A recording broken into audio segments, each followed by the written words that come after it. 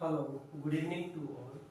देखिए, आज हम प्रीवियस ईयर में सॉल्यूशन चैप्टर से जो भी क्वेश्चन जेई और नेट में पूछे जा चुके हैं उनको हम डिस्कस करेंगे। जैसे आपके पास फर्स्ट क्वेश्चन है, the freezing point of 0.01 molar aqua solution of a cobalt 3 chloride ammonia complex is minus 0.0558 degree centigrade.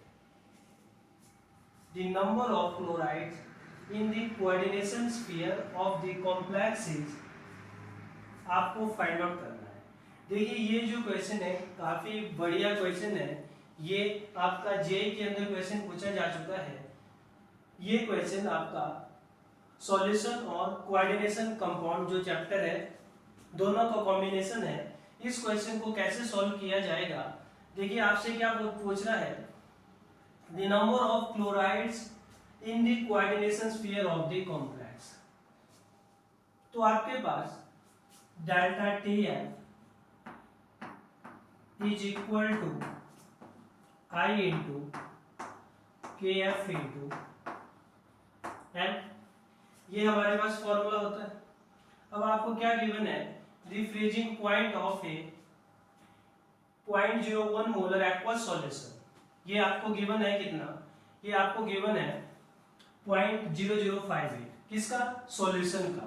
तो अपने को पता है delta T F is equal to T F not minus T F is equal to i into K F into m. तो यहां से T F not, this is the freezing point of your solvent पानी, और वो कितना होता है 0 minus आपको सॉल्यूशन का फ्रीजिंग पॉइंट गिवन है, कितना गिवन है भाई, -0.0558 is equal to i into K F की वैल्यू आपको गिवन है 1.86 इंटू मोलैलिटी। मोलैलिटी अगर हम यहाँ पे चेक करें तो कितनी गिवन है 0.01, तो 0.01। तो यहाँ से अगर हम आई का वैल्यू कैलकुलेट करें तो this is 0.0558 divided by 1.86 into 0.01, और इसको अगर हम कैलकुलेट करें तो ये आ जाएगा आपके पास 3। तो आई का वैल्यू अपने पास कितना आ गया 3। अब देखिए, फॉर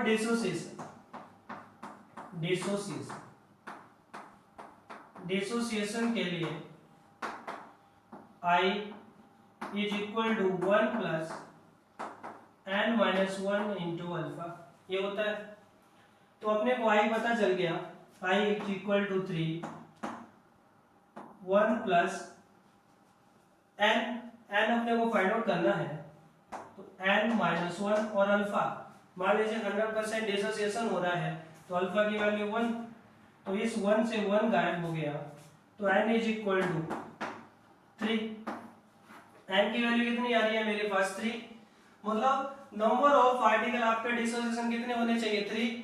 तो हमारा जो फॉर्मूला ऑफ कॉम्प्लेक्स होगा, फॉर्मूला क्या हो जाएगा, फॉर्मूला ऑफ कॉम्प्लेक्स क्या बनेगा अपने पास, n की वैल्यू 3, n की वैल्यू 3 है, और क्लोराइड मुझे कितने गिवन है, क्लोराइड मुझे गिवन है, क्लोराइड 3 क्लोराइड। तो 3 में से 2 क्लोराइड आयनाइजेशन स्फीयर में होंगे और 1 क्लोराइड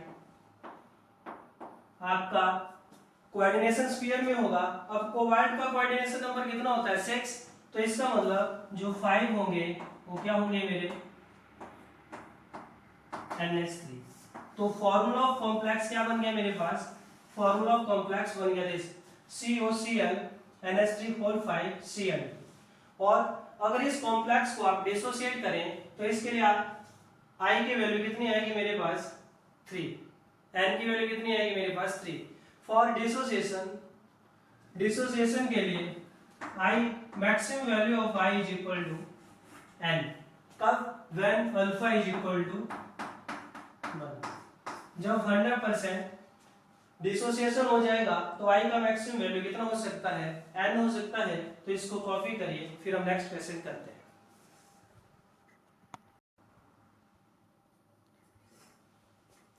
ठीक है, तो और नेक्स्ट क्वेश्चन इज, देखिए बहुत ही बढ़िया क्वेश्चन है, जे एडवांस 2019 में पूछा जा चुका है।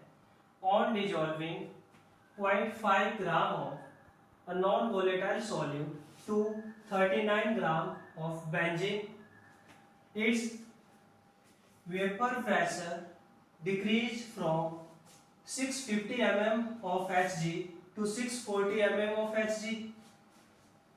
The diffraction in freezing point of benzene in Kelvin upon addition of solute is, कितना डिफ्रेशन होगा वो अपने को चेक करना है। तो डिफ्रेशन इन फ्रीजिंग पॉइंट कैसे कैलकुलेट किया जाता है, तो अपने को पता है delta T F is equal to क्या हो जाएगा अपने पास, i into K F into m. लेकिन अपने को यहाँ पे मोलर मास ऑफ सॉल्यूट पता नहीं, तो पहले अपने को molar mass of solute calculate करना पड़ेगा। वो कैसे कैलकुलेट करेंगे, फॉर्मूला है अपने पास P A not minus P A divided by P A is equal to n B divided by N. ये अपने पास फॉर्मूला क्लियर है सबको। अब जो जो आपको गिवन है वो वैल्यू यहाँ पे सब्स्टिट्यूट कर दीजिए। पी ए नॉट आपको कितना गिवन है, पी ए नॉट गिवन है आपको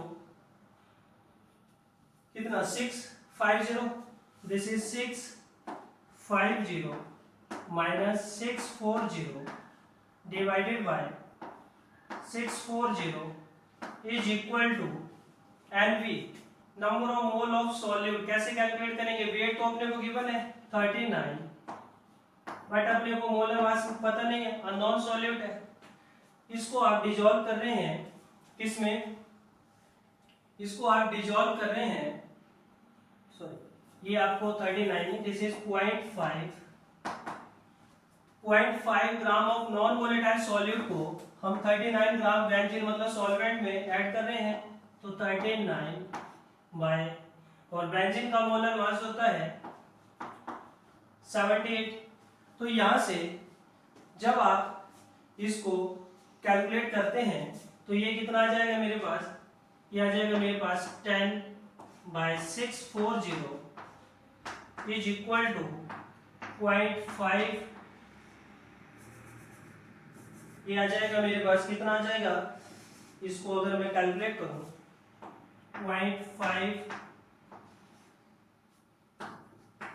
इंटू 39 इंटू 78, और इसको अगर मैं यहां से कैलकुलेट करूं तो m किसके बराबर आ जाएगा मेरे पास, m इज इक्वल टू ये आ जाएगा m आपके पास 64 इंटू 0.5 इंटू 78 बाय 39। तो इससे 2 टाइम कैंसिल, और ये आ गया आपके पास molar mass is equal to 64.5 into 2, this is 1, तो 64 ग्राम। तो मोलर मास ऑफ सॉल्यूट कितना आ गया मेरे पास, मोलर मास ऑफ सॉल्यूट आ गया 64 ग्राम। अब क्या करेंगे आप लोग, अब अपने पास है फॉर्मूला, दिस फॉर्मूला, इस फॉर्मूला को यूज करेंगे। तो फॉर्मूला है अपने पास delta T F i into K F into m. तो अपने को क्या फाइंड आउट करना है, the diffraction in freezing point of benzene upon addition of solute. Solute के एडिशन पर बेंजीन का जो फ्रीजिंग पॉइंट है वो कितना डिफ्रेक्ट हो जाएगा, मतलब डेल्टा टी एफ अपने को फाइंड आउट करना है। और सॉल्यूट कैसा है अपने पास, नॉन वोलेटाइल सॉल्यूट, तो आई का वैल्यू कितना हो जाएगा 1, केएफ का वैल्यू आपको गिवन है 5.12, तो this is 5.12 into molality. Molality कैसे कैलकुलेट करते हैं, number of mole of solute present in 1 kilogram of solvent.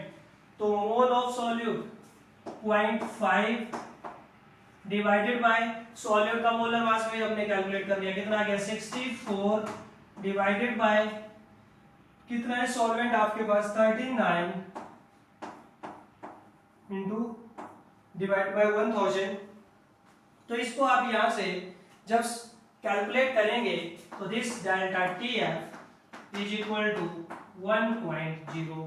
तो डेल्टा टी एफ कितना आ जाएगा आपके पास 1.02। क्लियर है? तो इसको कॉपी करिए, फिर हम नेक्स्ट क्वेश्चन चलते हैं।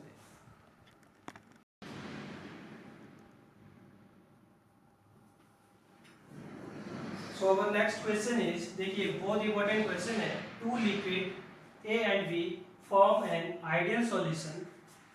Vapor pressure of pure A and B is 7 into 10 की पावर 3 and 12 into 10 की पावर 3 ATM, जो भी आपको यहाँ पे यूनिट गिवन है रेस्पेक्टिवली।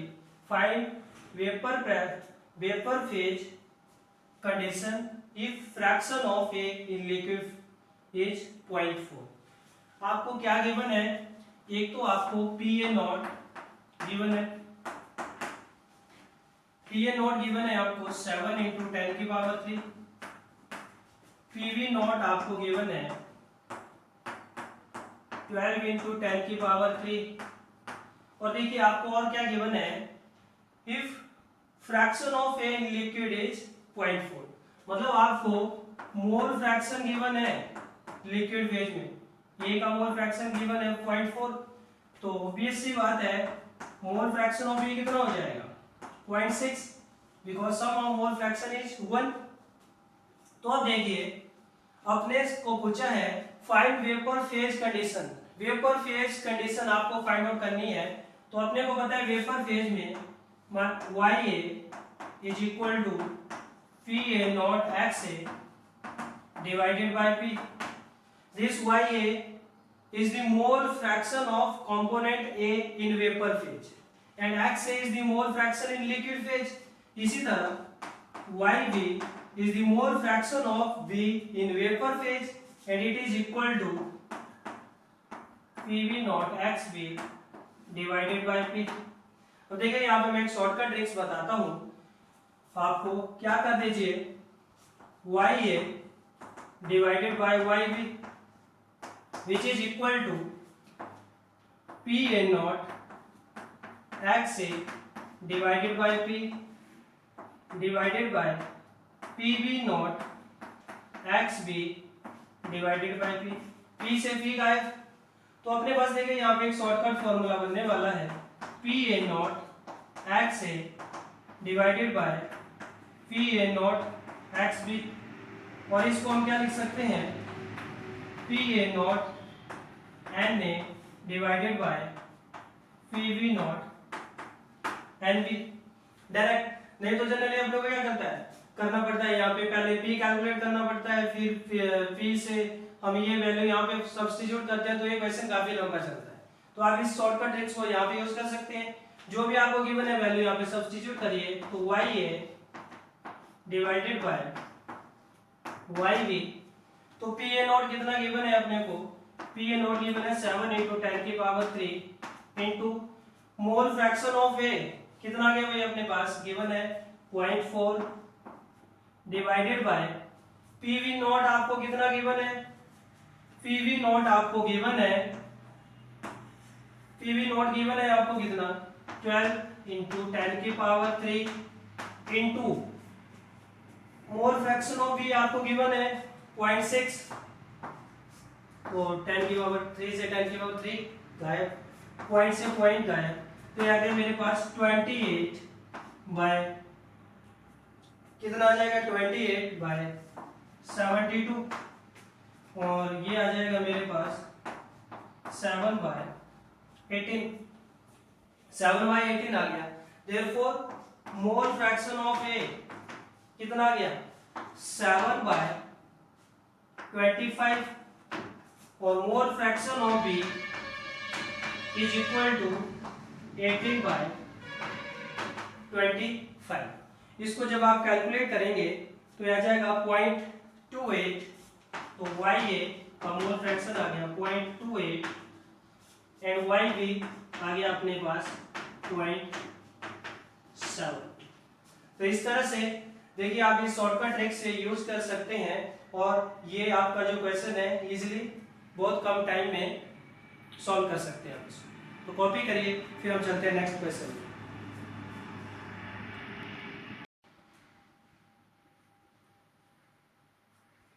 देखिए और नेक्स्ट क्वेश्चन, फोर्थ क्वेश्चन, काफी बढ़िया प्रॉब्लम है। देखिए for 1 molar aqua solution of following compound which one will show highest freezing point. आपसे बोल रहा है हाईएस्ट फ्रीजिंग पॉइंट किसका होगा, ठीक है। तो अपने को पता है delta T F is equal to i into K F into m, ठीक है। अब मोलैरिटी तो अपने को 1 मोलर गिवन है, के एफ भी कांस्टेंट है, तो जो डेल्टा टी एफ की वैल्यू है वो किसके ऊपर डिपेंड करेगी, डेल्टा टी एफ की वैल्यू डिपेंड करेगी भाई आई के ऊपर। डेल्टा टी एफ किसके ऊपर डिपेंड करेगा, आई के ऊपर। आई क्या है हमारे पास, van't Hoff factor. If i increase then delta T F also increase. और डेल्टा टी एफ किसके बराबर होता है, delta T F is equal to T F not minus T F is equal to i, इसके बराबर हो जाएगा। T F naught क्या है, this is freezing point of pure solvent, freezing point of pure solvent. And T F क्या है मेरे पास, फ्रीजिंग पॉइंट ऑफ सॉल्यूशन, और यही मुझे पूछा भी है। तो अगर हम यहां से देखें freezing point of pure solution क्या होता है अभी 0 डिग्री सेंटीग्रेड, तो 0 minus T F is equal to i. तो यहां से T F is inversely proportional to van't Hoff factor. और यहां से हम बोल सकते हैं कि जैसे जैसे आई का वैल्यू इंक्रीज करेगा तो सॉल्यूशन का फ्रीजिंग पॉइंट डिक्रीज करेगा। सॉल्यूशन का फ्रीजिंग पॉइंट क्या करेगा, डिक्रीज करेगा। तो अब हम फाइंड आउट करते हैं आई की वैल्यू। फर्स्ट के लिए अगर हम फाइंड आउट करें तो इस केस में व्हाट इज आई, इस केस में ये एक नॉन इलेक्ट्रोलाइट है, तो यहाँ पे अगर आप देखें तो आयनाइजेशन स्फीयर में कोई भी आयन प्रेजेंट नहीं है, तो इसके लिए आई की वैल्यू होगी 1। और ये जो कंपाउंड है, ये जो कॉम्प्लेक्स है डिसोसिएट होगा किसमें, COH2O6 3 प्लस 3Cl माइनस। तो इसके लिए n की वैल्यू या I की वैल्यू कितनी होगी मेरे पास 4। फिर अगर इसके लिए चेक करें तो ये डिसोसिएट होगा 2 और प्लस 1 3, तो इसके लिए I का वैल्यू हो गया मेरे पास 3।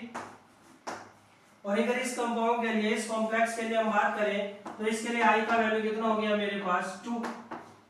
तो I का वैल्यू चेक करेंगे, I का वैल्यू सबसे कम कहां पे है, यहाँ पे, तो इसका फ्रीजिंग पॉइंट मैक्सिमम होगा। तो answer of this question is a. Answer क्या होगा इस क्वेश्चन का, ए। काफी बढ़िया प्रॉब्लम थी जो जे एडवांस 2012 में पूछी जा चुकी है, तो इसको कॉपी करिए।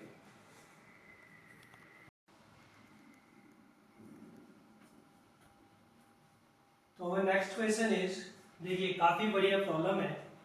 Given at 350 kelvin, PA not 300 torr, PV not 800 torr, the composition of mixture having a boiling point of 350 Kelvin is, having a boiling point of 350 Kelvin is, option given है आपको। A option mole fraction of A 0.08, mole fraction of ए 0.06, 0.04, 0.02। तो देखिए ये बहुत बढ़िया problem है।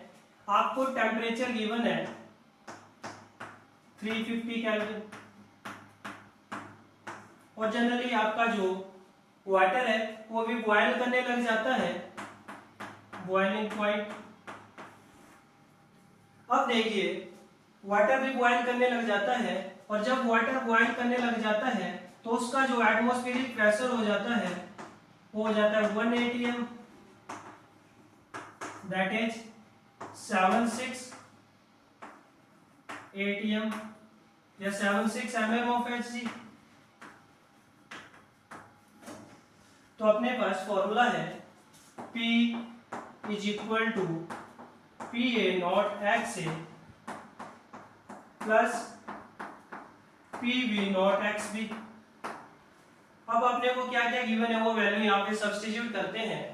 तो P की वैल्यू है मेरे पास 760, PA नॉट की वैल्यू गिवन है मेरे पास 300 XA प्लस PB नॉट की वैल्यू गिवन है मेरे पास 800 XB। ठीक है, तो अब यहाँ पे अगर आप देखें तो अपने को पता है XA plus XB mole fraction का जो सम होता है किसके बराबर होता है, 1 के बराबर। और यहाँ से अगर मैं लिखूं तो XB या XA is equal to 1 minus XB, ये हो जाएगा। तो ये वैल्यू यहाँ पे सब्स्टिट्यूट करते हैं तो 760 is equal to 300 1 minus XB plus 800 XB, और इसको कैलकुलेट करते हैं। This is 760 minus 300 is equal to 300 XB minus plus 800 XB, और इसको अगर हम यहाँ पे कैलकुलेट करें तो यह आ जाएगा 460 is equal to 500 XB 500 XB। तो XB is equal to 460 divided by 500। तो इसको जब आप कैलकुलेट करेंगे तो दिस इज इक्वल टू 0.92, कितना हो जाएगा 0.92। तो XA की वैल्यू कितनी हो जाएगी, XA is equal to 1 minus 0.92 which is equal to 0.08। तो XA की वैल्यू कितनी आ गई अपने पास, देयरफॉर XA की वैल्यू अपने पास आ गई 0.08, और अपने पास कौन सा ऑप्शन मैच कर रहा है यहाँ पे, फर्स्ट ऑप्शन। तो हमारा आंसर हो गया ए। आंसर क्या हो जाएगा इस क्वेश्चन का, ए। क्लियर है। तो देखिए अब नेक्स्ट क्वेश्चन इज बहुत इंपॉर्टेंट क्वेश्चन है। For if alpha is the degree of dissociation of sodium sulfate Na2SO4, the Van Hoff factor for calculating molecular masses। तो अपने को क्या बोल रहा है कि वैन टॉप फैक्टर अपने को कैलकुलेट करना है, और वैन टॉप फैक्टर हम कैलकुलेट करते हैं फॉर डिसोसिएशन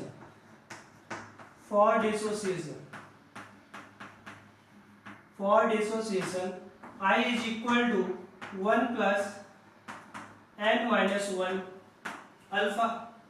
डिसोसिएशन के लिए हमारे पास फॉर्मूला क्या होता है, I is equal to 1 plus n minus 1 alpha.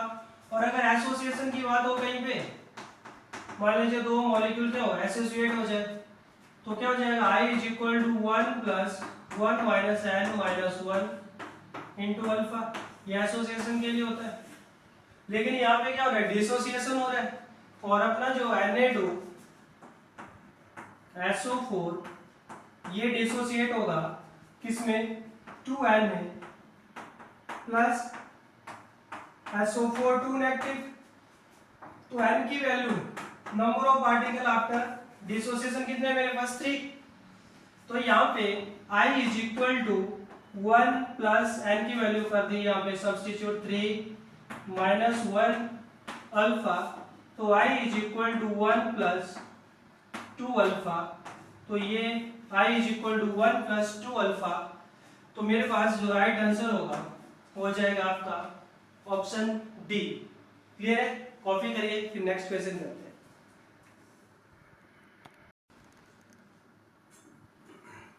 तो हमारा नेक्स्ट क्वेश्चन इज, देखिए बहुत बढ़िया क्वेश्चन है।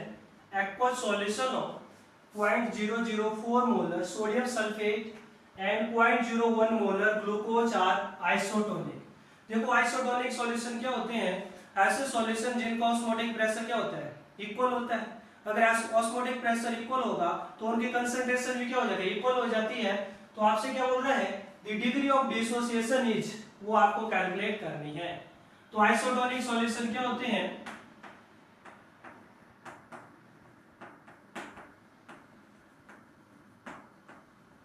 Solution having same osmotic pressure, solution having same osmotic pressure या इक्वल ऑस्मोटिक प्रेशर। तो osmotic pressure of sodium sulphate is equal to osmotic pressure of glucose. ठीक है, क्लियर है?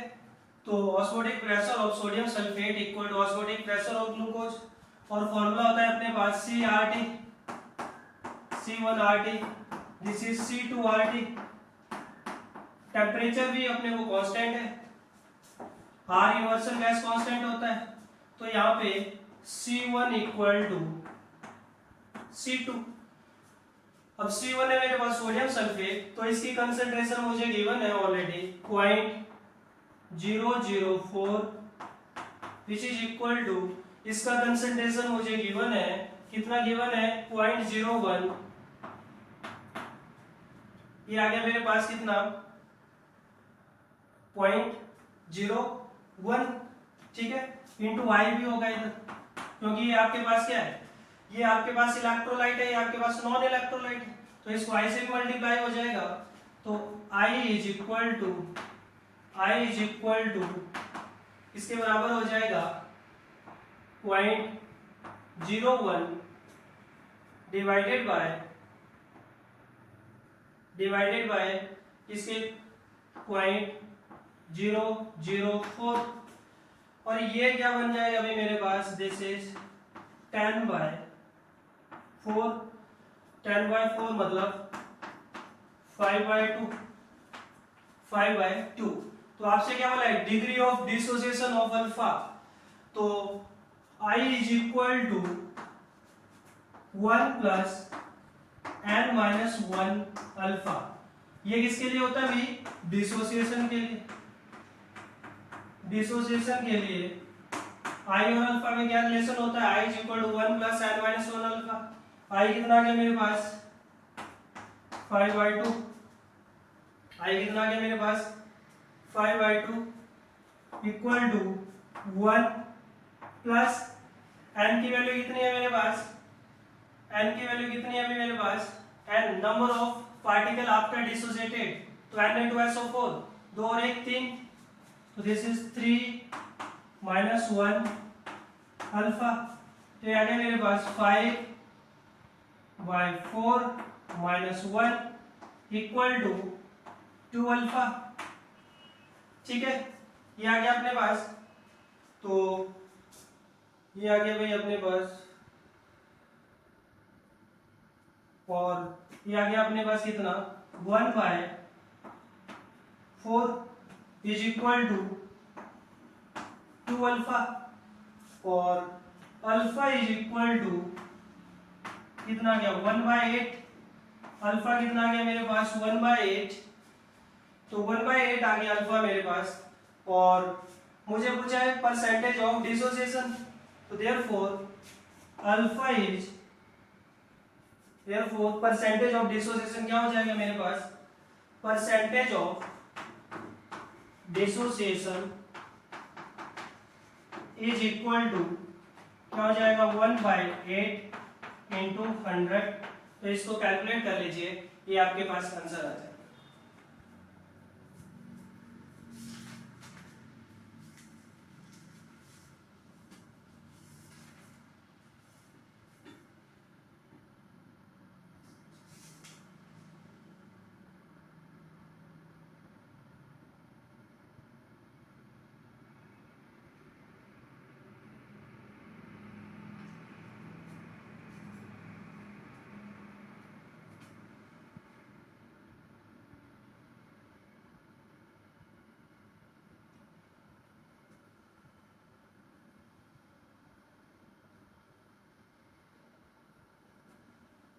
अच्छा, कुछ गलत कर दिया मैंने। This is 5/2 not 5/4, sorry, this is 5/2, ये भी 5/2, तो 5/2, तो ये कितना आ जाएगा मेरे पास? 5 -2, दिस इज 3/2, 3/2, तो ये क्या आ जाएगा भाई, this is alpha is equal to 3/4, और ये यहाँ पे आ जाएगा आपके पास 3/4 इंटू 100, तो ये कितना आ गया मेरे पास, दिस इज 75%, तो 75%, यस दिस इज ऑप्शन 3, ठीक है। दिस इज 5/2, यहाँ पे हमने 5/4 सब्स्टिट्यूट कर दिया था, तो हमारा आंसर गलत आ रहा था, ठीक है, क्लियर है।